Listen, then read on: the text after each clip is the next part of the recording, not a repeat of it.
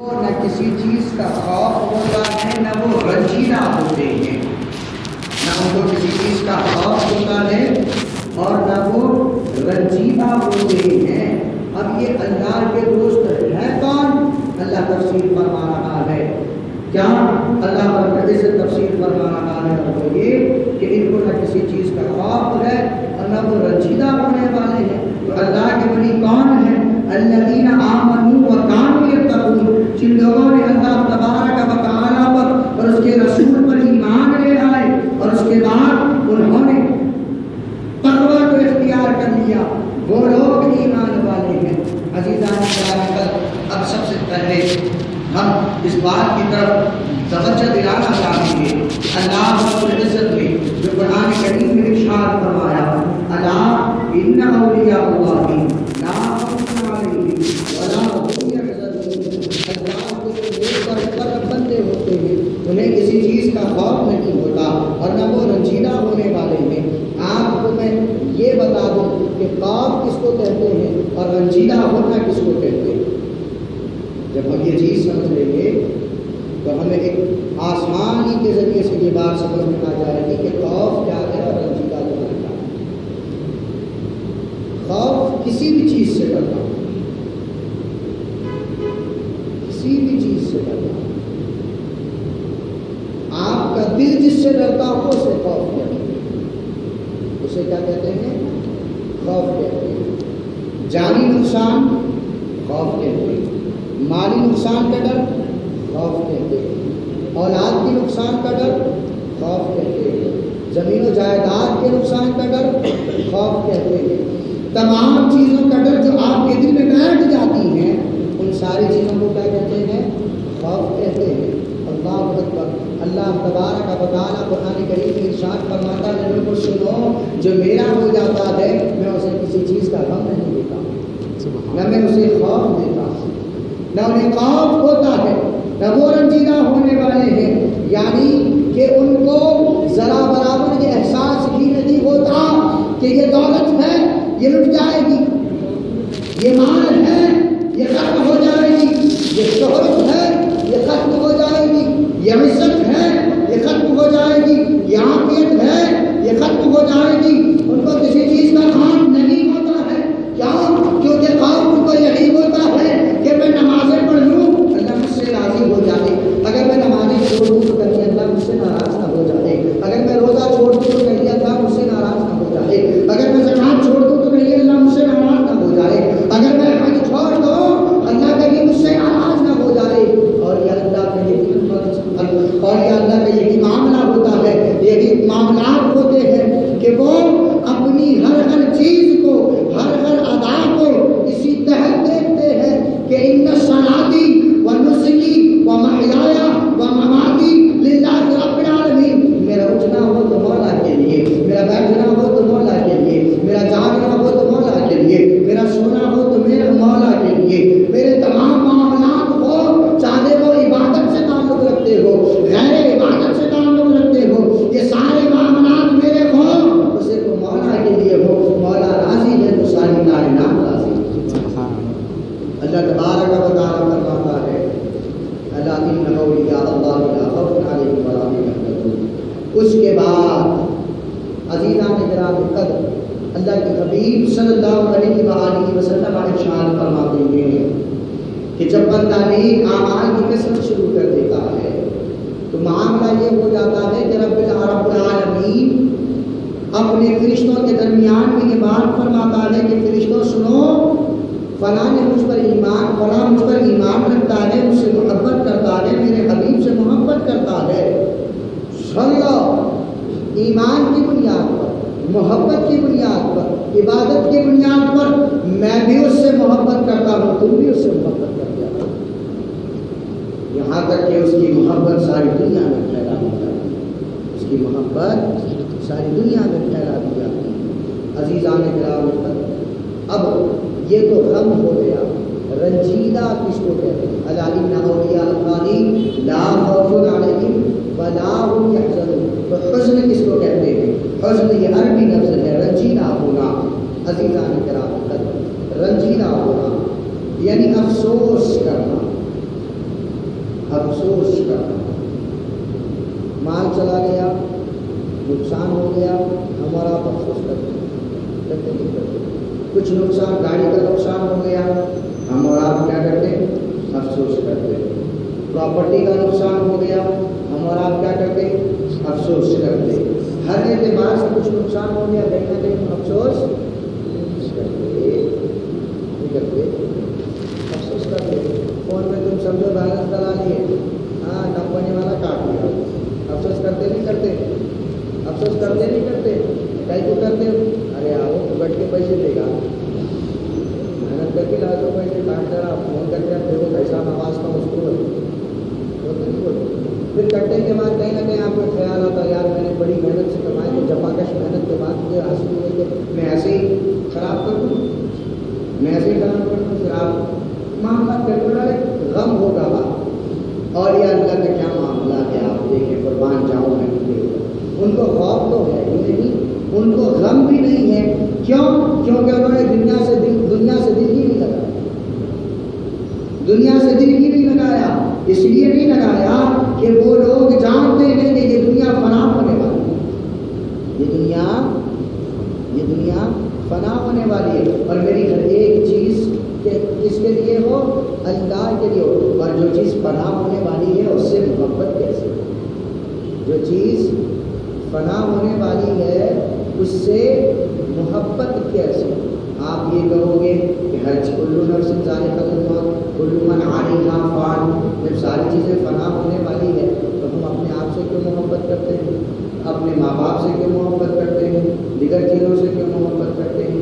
ایک بات یاد رکھو, اگر محبت ایمان سے تعلق رکھتی ہے تو وہ محبت بھی ایمان میں شامل ہے. وہ محبت اگر ایمان سے تعلق رکھتی ہے, وہ محبت اگر ایمان سے تعلق رکھتی ہے تو وہ محبت بھی ایمان میں شامل ہے. آپ کہو گے کیسے؟ تو سنو, اگر ہم ماں باپ سے محبت کریں, یہ الگ سی شے ہے کہ آپ پیدا ہوئے, ہم پیدا ہوئے, ہمارے ماں باپ پیدا ہوئے, یہ سب انتقال کر جانے والے ہیں. آپ نے ابھی کہا مولانا کہ جو چیزیں ختم ہونے والی ہیں ان سے محبتیں کیسی؟ تو سنو, اصول یہ ہے کہ جو محبتیں ایمان میں شامل ہو ان سے محبت کرنا بھی ایمان ہے. اللہ اکبر. جب یہ بات بتا دی گئی تو سن لو, اب ماں باپ سے محبت کرنا کیا ایمان ہو سکتا ہے؟ تو آپ علیہ السلام فرماتے ہیں الجنت تحت اقدام الامہات, میں نے ماں باپ, میں نے ماں کے قدموں کے نیچے جنت رکھ دی. میں نے ماں کے قدموں کے نیچے جنت رکھ دی ہے.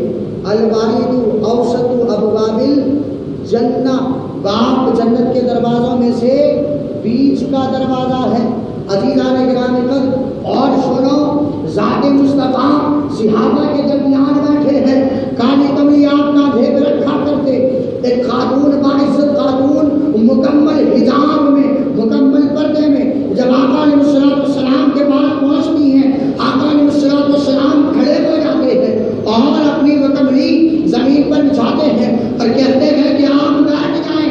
بیٹھنے کے بعد اللہ اکبر, معاملہ ختم ہو جاتا ہے. وہ باعزت بامشرف خاتون اپنے گھر روانہ ہو جاتی ہے. پوچھنے والے ذات مصطفیٰ سے سوال کرتے ہیں کہ یا رسول اللہ وہ آنے والی خاتون کون تھی؟ اور ایک روایت کے اعتبار سے خود ذات مصطفیٰ کہتے ہیں اے میرے صحابہ, کیا تم کو معلوم ہے کہ وہ آنے والی عورت کون تھی؟ یا رسول اللہ, صحابہ کا کیا عشق تھا, حضور سے کتنی محبت کرتے تھے, حضور سے کتنی عقیدت ہوتی تھی, حضور سے کتنی وابستگی ہوتی تھی, کتنی محبت وہ ان سے رکھا کرتے تھے. صحابہ کہتے ہیں یا رسول اللہ آپ بہتر جانتے ہیں, آپ کا اللہ بہتر جانتا ہے, آپ بہتر جانتے ہو, آپ کا اللہ بہتر جانتا ہے. پوچھا کیا؟ صحابہ کو تو معلوم تھا کیا کہ یہ عورت ہے, خاتون ہے, جو بھی ہے. بات صرف ایک معلوم تھی صحابہ کو, اگر نبی بتاتے تو کروڑوں معنی اس کے بتاتے چلے جاتے. کیا؟ کیونکہ نبی امی ہے, اور امی کا مطلب ہوتا ہے کہ خدا کے علاوہ اس کا کوئی استاد نہ ہو, اور اللہ سب سے زیادہ علم رکھنے والا ہے. اللہ نے اپنے نبی کو علم دیا, نہ جانے کتنا علم دیا. صحابہ ہمیشہ یہی چاہتے کہ جب ذات مصطفیٰ سے لینا ہے تو تھوڑا کیوں لو, جتنا زیادہ ہو سکتا ہے لیا جائے, جتنا زیادہ ہو سکتا ہے لیا جائے. کہتے ہیں یا رسول اللہ آپ بہتر جانتے ہو, آپ کی اللہ بہتر جانتے ہیں. عزیزان کرام اللہ کے حبیب صلی اللہ علیہ وسلم نے فرمایا میں نے جس کے لیے اپنی کملی بچھا دی ہے وہ رسول اللہ. ارے میں نے جس کے لیے اپنی کملی بچھا دی وہ کوئی اور نہیں, وہ میری رضائی ماں تھی جس نے مجھے بچپن میں دودھ پلایا, جس نے مجھے بچپن میں دودھ پلایا تھا. عزیزان کرام اگر والدین سے محبت کرنا ایمان نہ ہوتا تو ذات مصطفیٰ اپنی کملی کو نہ بچھاتے اور نہ کہتے کہ وہ میری ماں ہے, وہ میری ماں ہے. تو محبت اگر ایمان کے دائرے میں ہو تو وہ ایمان بن جاتی ہے, شریعت کے دائرے میں ہو تو ایمان بن جاتی ہے. اسی طریقے سے باپ سے محبت, ماں باپ سے محبت, بھائی بہن سے محبت, صحابہ سے محبت, حضور سے محبت, اہل بیت سے محبت, بزرگان دین سے محبت, یقیناً یہ ایمان کا اتنا بڑا ثبوت ہے کہ جس کا کوئی اندازہ نہیں لگایا جا سکتا. اللہ اکبر. حضرت عمر بن خطاب رضی اللہ تعالیٰ سے پوچھا ذات مصطفیٰ نے کتنی محبت کرتے ہو؟ عمر بن خطاب کہتے ہیں ماں باپ کے بعد سب سے زیادہ آپ سے محبت کرتا ہوں. ذات مصطفیٰ نے جملہ ارشاد فرمایا عمر تم ابھی مومن نہیں ہوئے. عزیزان گرامی قدر پتہ چلا ماں باپ کی محبت دل میں ہے تو تم مومن ہو, لیکن کمال درجے کے مومن ابھی نہیں ہو. عزیزان گرامی قدر آقا علیہ السلام نے عمر بن خطاب کو سینے سے لگایا, پھر چھوڑ دیا, پھر پوچھا عمر بتاؤ کتنی محبت کرتے ہو؟ عمر بن خطاب رضی اللہ تعالیٰ نے کہا یا رسول اللہ ماں باپ جان مال عزت و آبرو سب سے زیادہ میں آپ سے محبت کرتا ہوں اللہ کے بعد. اللہ اکبر. ذات مصطفیٰ صلی اللہ علیہ وسلم نے ارشاد فرمایا عمر تم اب کامل مومن ہو گئے ہو. پتہ چلا ایمان نام ہے محبت مصطفیٰ کا, ایمان نام ہے محبت بزرگان دین کا, ایمان نام ہے محبت اہل بیت اطہار کا, ایمان نام ہے محبت صحابہ کا, محبت نام ایمان نام ہے محبت کس سے؟ بزرگان دین سے محبت کرنے کا. ایمان نام ہے محبت کرنے کا کس سے؟ ماں باپ سے. اگر یہ زمرے میں شامل ہو گئے اللہ اکبر محبت ایمان میں داخل ہو جاتا ہے. امام سے محبت, مؤذن سے محبت, خطیب سے محبت, قاضی سے محبت, حکیم سے محبت, یہ ایمان کے دائرے ہیں, یہ ایمان میں شامل ہے. ان سے جب ایمان میں اللہ کے حبیب مشکات شریف جلد دوم میں آپ فرماتے ہیں الحب للہ والبغض للہ, محبتیں ہو اللہ کے لیے ہو, دشمنی ہو اللہ کے لیے ہو, تو یہ محبت بھی عبادت ہے اور یہ دشمنی بھی عبادت ہے. یہ محبت بھی عبادت ہے اور یہ دشمنی بھی عبادت ہے. صحابہ نے اپنے آپ کو جان دے کر قربان کیا. کیا قربان کیا اپنے آپ کو؟ کیا غرض تھی ان کو؟ ان کے بیوی نہیں تھے, ان کے بچے نہیں تھے, ان کا گھر نہیں تھا, ان کا کاروبار نہیں تھا, ان کی عزت و عافیت نہیں تھی, سب قربان کیا. کیوں؟ دین سے محبت کے خاطر, اسلام سے محبت کے خاطر, رسول سے محبت کے خاطر. آج ان سے اتنا سا کام نہیں ہوتا کہ ہم رسول کی محبت کو دل میں جگہ دیتے, ان کی کمالات کو وہ اپنی زندگی میں شامل کر لیں. یہ جو اولیاء اللہ ہوتے ہیں ان کا مقام, ان کا مرتبہ, ان کی فضیلتیں اللہ تبارک و تعالیٰ نے بے انتہا رکھی ہیں, جس کا اندازہ لگانا یہ ہمارے اور آپ کے لیے نامناسب سی بات ہے. اسی لیے میں نے پڑھا الا ان اولیاء اللہ لا خوف علیہم ولا هم يحزنون الذين آمنوا وكانوا يتقون لهم البشرى في الحياة الدنيا وفي الآخرة لا تبديل لكلمات الله ذلك هو الفوز العظيم. یہ بات ہو گئی محبت کیا ہے. عزیزان گرامی اب میں آپ کو بتاؤں ایک چیز کہ ہم جو سیلیبریشن کا تذکرہ کر رہے ہیں اس میں یہ چیز بتانا چاہتا. پہلے یہ چیز کا خلاصہ میں نے اس لیے کر دیا کہ بعد میں جو چیز میں سمجھاؤں گا کہ وہ آسانی کے ساتھ سمجھ میں آ جائے. اب اس آیت کے دوسرے حصے کی طرف ہم آتے ہیں. کیا کہتے ہیں؟ ہم کہتے ہیں اللہ تبارک و تعالیٰ نے فرمایا الذین آمنوا, وہ جن لوگوں نے ایمان لایا, الذین آمنوا وکانوا یتقون, اور جنہوں نے تقویٰ اختیار کیا, تو یہ لوگ اللہ کی بارگاہ میں ولی بننے کے مستحق ہیں. آگے بات سمجھ. ولی دو طریقے کے ہوتے ہیں, ایک نسبی ہوتے ہیں اور ایک کسبی ہوتے ہیں. ایک نسبی ہوتے ہیں, نسب سے بالکل ماں کے پیٹ سے اللہ نے ان کو چن دیا ہوتا ہے, اور ایک کسبی ہوتے ہیں یعنی عبادتیں کر کر کے کوئی اچھا کام اللہ کو پسند آ گیا تو اللہ تبارک تعالیٰ ان کو کیا بنا دیتا ہے؟ ولی بنا دیتا ہے. آئی بات سمجھ میں. نسبی ولی جو ہوتے ہیں جیسے حضرت علی, جیسے حضرت پیدا ہو گئے حضرت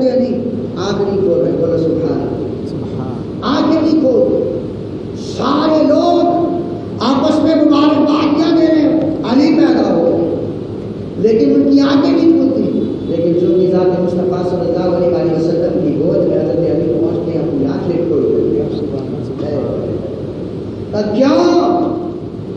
یہ ان کو معلوم تھا کہ آنکھ کھولوں تو ذات مصطفیٰ کھلے، زبان کھلے تو ذات مصطفیٰ کی تعریف میں کھلے۔ شاعر بڑے اچھے انداز میں کہتے ہیں، میں سو جاؤں یا مصطفیٰ کہتے کہتے کھلے آنکھ صلی علیہ صحابہ کا سبھی یہ نسبی بنی ہے۔ سیدنا غوث الاعظم رضی اللہ تعالیٰ عنہ یہ نسبی بنی ہے۔ آپ کو مکتب میں داخل کیا گیا، استاد نے کہا پڑھو، آپ آدھی سے زائد قرآن پڑھ دیتے ہیں۔ کہ کیسے یاد کیا؟ کہا ماں کے پیٹ میں تھا تب سنتا تھا، اور ماں کے گود میں تھا تب سنتا تھا، سنتے سنتے یاد ہو گیا۔ آج ویسے تربیت نہیں ہے، ویسے اخلاق نہیں ہے، ماں ویسے تربیت نہیں دیتی اپنے اولادوں کو، اور وہ دنیا کو دین کو پانے کے چکر میں، دین کو پانے کی کوئی سوچ ہی نہیں ہے، دنیا کو پانے کے چکر میں ہمارا بیٹھ گیا۔ المختصر ہے یہ میرا سبجیکٹ ہے، تو یہ کیا ہو گئے؟ نسبی بنی۔ حضرت سیدنا بشر حافی رضی اللہ تعالیٰ رحمۃ اللہ علیہ کہتے ہیں شراب کی بٹیاں تھی جناب ان کی، شراب کی بٹیاں تھی، کس کی؟ بولو، شراب بشر حافی رحمۃ اللہ، شراب کی بٹیاں، شراب کی بٹیاں، شراب چلایا کرتے تھے، بیچا کرتے تھے، دیا کرتے تھے، ساری چیزیں۔ ایک دن شراب پیا اپنے گھر آ رہے بھٹی سے، دیکھا راستے میں ٹکڑا پڑا ہے جس پر لکھا ہوا بسم اللہ الرحمن الرحیم۔ لیا اس ٹکڑے کو، اٹھایا، صاف کیا، گھر گئے، اس کو اچھے سے صاف کیا، عطر لگایا، گھر کے سب سے اونچے حصے پہ رکھ دیا۔ بولے سبحان اللہ، سب سے اونچے حصے پہ رکھ دیا۔ اس کے بعد معاملہ یہ ہوا کہ دروازے پر دستک ہوئی، پوچھا کون کہاں تھے؟ حضرت علیہ السلام جو موسیٰ علیہ السلام سے ملاقات کیے تھے، آپ قرآن کا حضرت موسیٰ علیہ السلام کے جسے میں کا تذکرہ آیا ہے، حضرت خضر کا سارا نشہ ختم ہو گیا۔ دروازے پوچھے کہا خضر ادھر کیسے؟ تم تو ہمیشہ جو ہے اللہ کے نیک بندوں کے دروازے پہ پہنچتے ہو، آپ میرے دروازے پہ آ گئے، شرابی کے دروازے پہ، قصہ کیا؟ کہ اللہ نے تم کو ولایت عطا فرمایا، اللہ نے تم کو ولایت دی، کیا؟ کہ تم نے اللہ کے نام کو اونچا کیا، اللہ نے تمہارے نام کو اونچا کیا، تم نے اللہ کے نام کو اونچا کیا، اللہ نے تمہارے نام کو اونچا کیا۔ یہ کسبی بنی، یہ کیا ہے؟ کسبی بنی ہے، یہ محنت سے بڑی بنتے، عبادت سے بڑی بنتے، ریاضت سے بڑی بنتے، تقویٰ و طہارت سے بڑی بنتے۔ اب رہ گئی بات نسبی بڑی کی، تو اللہ نے جس کو بنایا وہ تو بڑی ہے، اب کیا ہمارا ذمہ نہیں ہے کہ ہم کسبی بڑی بنے؟ کیسے بنیں گے جناب مظفر صاحب؟ کیسے بنیں گے آپ؟ ہیپی نیو ایئر کا کیک کاٹ لو، آپ بڑی بن جائے گی، بنے گی نہیں بنے؟ سیلیبریشن آپ نمازیں چھوڑ دو، آپ بڑی بن جاؤ گے۔ آپ نمازیں چھوڑ دو، بڑی بن جاؤ گے۔ آپ روزہ چھوڑ دو، بڑی بن جاؤ گے۔ آپ حج و زکوٰۃ چھوڑ دو، بڑی بن جاؤ گے۔ اللہ نے نہیں فرمایا ایسے، اللہ نے فرمایا الذین آمنوا وکانوا یتقون، وہ لوگ جو ایمان لائیں اور تقویٰ اختیار کریں، وہ لوگ اللہ کے نیک بندے، وہ لوگ اللہ کے بندے، وہ لوگ اللہ کے بندے۔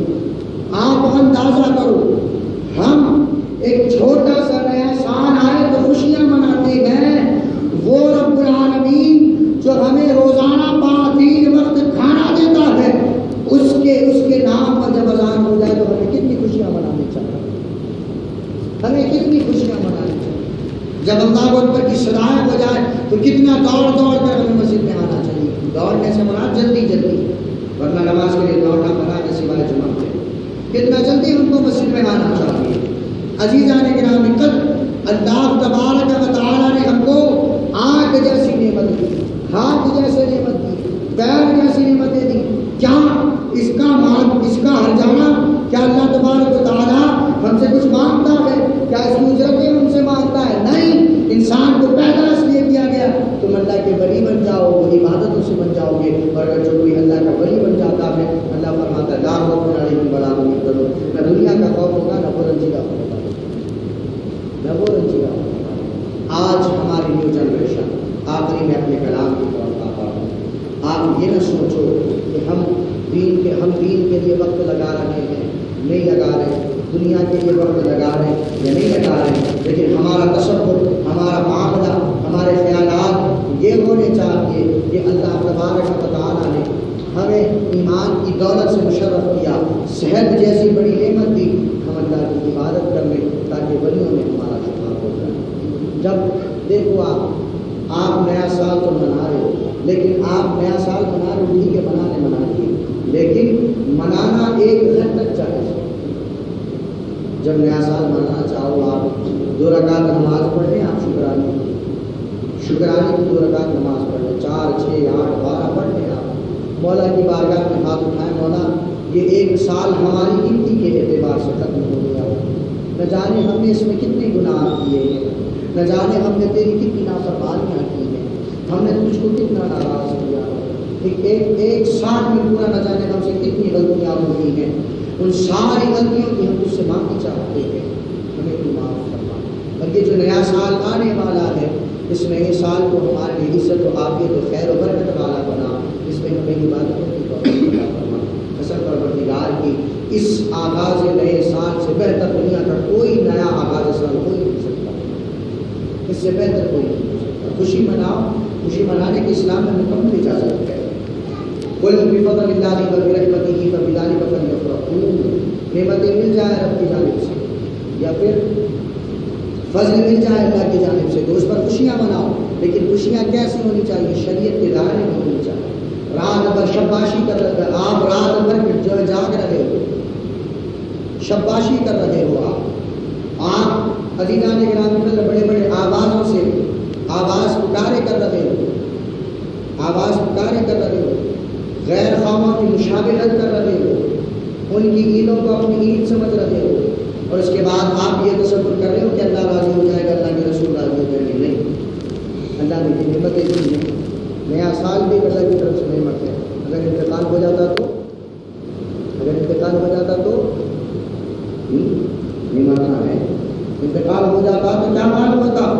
عزیزان گرامی طرف انتقال ہو جاتا تو معاملہ یہ ہوتا کہ اللہ تبارک و تعالیٰ نے ہم کو اور آپ کو نعمت عظمیٰ سے سرفراز کیا، اور سرفراز کرنے کا مقصد کیا ہے کہ ایک نیا سال ہم کو اللہ تبارک و تعالیٰ نے عطا فرمایا. اب اس سال میں ہم اللہ کی کتنی عبادتیں کریں، اس سال میں ہم اللہ کی کتنی ریاضتیں کریں.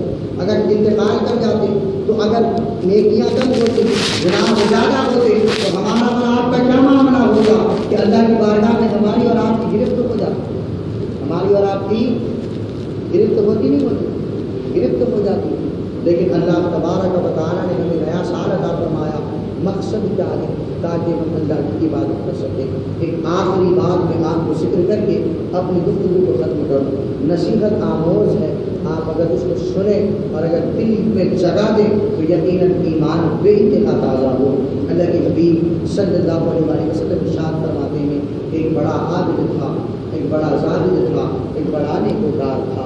اس کا معاملہ یہ تھا کہ جب وہ انتقال کر گیا، قیامت میں جب وہ اٹھے گا اس کا حال یہ ہوگا کہ ذات مصطفیٰ فرماتے ہیں کہ اللہ تبارک و تعالیٰ اسے کہے گا کہ تم جنت میں چلے جا. بولو سبحان اللہ، جنت میں چلا جا. پتہ کیا چلا؟ عبادتیں ریاضتیں اگر آپ کے نامۂ اعمال میں ہو تو اللہ رحم کھا کر جنت عطا فرما دیتا، اللہ رحم کھا کر جنت عطا کر دیتا. لیکن ہم اس چیز کو سمجھنے سے قاصر ہو گئے. بہرحال کچھ لوگ ایسے بھی ہوتے، وہ بندہ کہنے لگا رب العالمین تو مجھے بغیر حساب و کتاب کی جنت میں داخل کر دے گا. میری نمازیں کہاں گئی، میرا روزہ کہاں گیا، میرا حج کہاں گیا، میری زکوٰۃ کہاں گئی، میں نے اتنی ریاضتیں کی، اتنا مجاہدہ، اتنا تقویٰ، اتنی طہارتیں میں نے کی، یہ سب ساری چیزیں کہاں گئی؟ اس کا حساب کتاب نہیں ہوگا، اس کا حساب کتاب نہیں ہوگا. اللہ کہے گا فرشتوں اس کے نام اعمال اٹھائے جائیں. تو کہتا ہوں آپ غور سے توجہ دے کر سنیں، آپ کو بات ایمان کی لگے گی اور آپ کے اور ہمارے ایمان میں تازگی پیدا ہوگی۔ اللہ کہے گا فرشتوں اس کے نامہ اعمال کھولو، سارے نامہ اعمال ایک پلڑے میں رکھ دیے جائیں گے اور اس کی ایک آنکھ ایک پلڑے میں رکھ دی جائے گی، اور جب حساب و کتاب کیا جائے گا تو اس کا آنکھ کا پلڑا وزنی ہو جائے گا اور نامہ اعمال نیکیوں کا پلڑا ہلکا ہو جائے گا، یعنی کہ وہ کیا ہو جائے گا، نیکیاں کم ہو جائیں گی، آنکھ اس پر بھاری آ جائے گی۔ اللہ تبارک تعالیٰ کہے گا تیری اگر زندگی بھر سجدے کرتا چلا جاتا تب بھی تو میری عبادت کا حق ادا نہیں کر سکتا تھا، میری عبادت کا حق نہیں ادا کر سکتا تھا۔ تو نے جتنی عبادتیں کی میں اپنے فضل و کرم میری نعمت سے میں تجھ کو جنت دے رہا تھا اور تجھے اپنی عبادتوں پہ غرور و ناز تھا۔ اب ایک کام کرو فرشتوں، اسے گھسیٹے سے جہنم میں لے جاؤ، کیونکہ اسے اپنے رب کی رحمت پر نہیں بلکہ اس کو اپنی عبادتوں پر ناز ہے، عبادتوں پر ناز۔ تو ہمیں عبادتوں پہ ناز نہیں ہے، میرے بتانے کا مقصد یہ ہے کہ اللہ نے ہم کو نعمتیں دی ہیں، آنکھ نعمت، ہاتھ نعمت، پیر نعمت، سر نعمت، عقل نعمت، ساری چیزیں، صحت نعمت، یہ ساری چیزیں اللہ تبارک و تعالیٰ نے دی ہمیں، یہ نعمتیں دی، نیا سال نعمت۔ تو کیا ہم ان نعمتوں کو صحیح استعمال کر رہے ہیں، ان کو صحیح طریقے سے استعمال کر رہے ہیں؟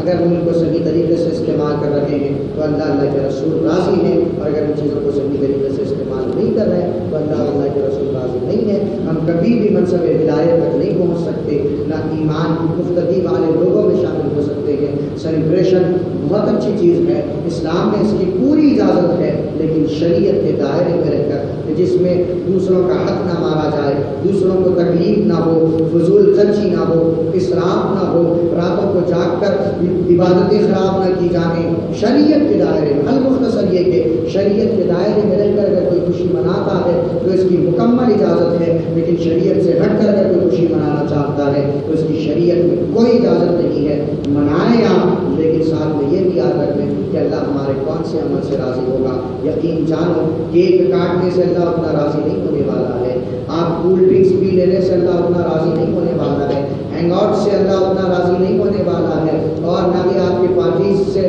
اللہ اتنا راضی ہونے والا ہے جتنی 2 رکعت نماز سے اللہ راضی ہونے والا ہے، اٹھے ہوئے ہاتھوں سے اللہ راضی ہونے والا ہے، سجدے کی تڑپ سے اللہ راضی ہونے والا ہے، اللہ کی ذکر کی کثرت سے اللہ راضی ہونے والا ہے، درود و سلام سے اللہ راضی ہونے والا ہے، ان چیزوں سے اللہ راضی ہوتا ہے۔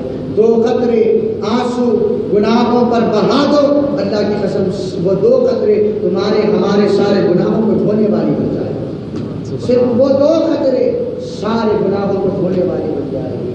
یہ ساری چیزیں ہاں شریعت کے دائرے میں کہیں نہ کہیں اگر دیکھا جائے اجازتیں مل بھی جائیں تو شرعاً یہ کرنا، اس کے مقابل میں اچھی چیز ہمارے پاس جب اویلیبل ہے تو کیوں نہ ہم ان چیزوں کو کیا جائے اور اللہ کو راضی کرنے کی کوشش کی جائے۔ مسلمانوں کو بالخصوص نوجوانوں کو پیغام دینا چاہوں گا، دیکھو ہمارے ان ضعیف حضرات کو آج وہ اللہ کے گھر کے لیے آتے ہیں، اللہ ان سب کا سایہ ہمارے سروں پر تعدیر فرمائے۔ ان کے پاس کتنی جستجو ہوگی کہ اس عمر میں بھی اللہ کی عبادت کے لیے مسجدوں کو آتے ہیں، ان کے جسموں میں تکلیف ہے، اللہ ان کی تکلیفوں کو دور کرے، لیکن پھر بھی وہ نماز کے لیے آتے ہیں۔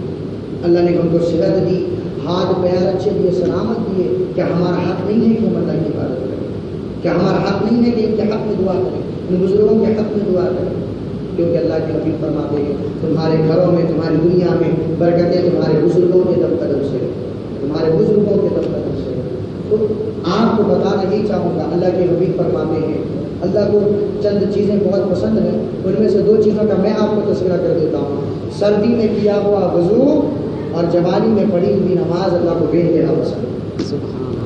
کوئی جوان سبحان اللہ نہیں پڑھا، پوچھو دیکھو کرتے نہیں، کوئی جوان سبحان اللہ نہیں پڑھا، پوچھو کرتے نہیں۔ سردی میں کیا ہوا وضو، کامل وضو، اور جوانی میں کی ہوئی توبہ اور عبادت اللہ کو بے انتہا پسند ہے۔ نوجوانوں اللہ کے ولی بننا چاہتے ہو، اللہ کا محبوب بننا چاہتے ہو، یاد رکھ لو اس وقت تک محبوب نہیں بن سکتے جب تک کہ تمہاری پیشانی اللہ کی بارگاہ میں جھک نہیں جاتی، تمہارے ہاتھ پاؤں وضو کے پانی سے دھل نہیں جاتے، تب تک تم اللہ کے ولی نہیں بن سکتے۔ ولی بننا چاہتے ہو، اللہ کو راضی کرنا چاہتے ہو، بس اللہ کی بارگاہ میں جھک جاؤ، اللہ تم کو اتنا بلند کر دے گا، اللہ کی بارگاہ میں جھک جاؤ، اللہ تم کو اتنا بلند کر دے گا کہ ساری کائنات کی عزت آپ کے عطا فرمائے گا۔ اللہ ہم سب کو ہدایت کی توفیق عطا فرمائے۔ وصلی اللہ تعالی وسلم علی سیدنا محمد و صحبہ اجمعین۔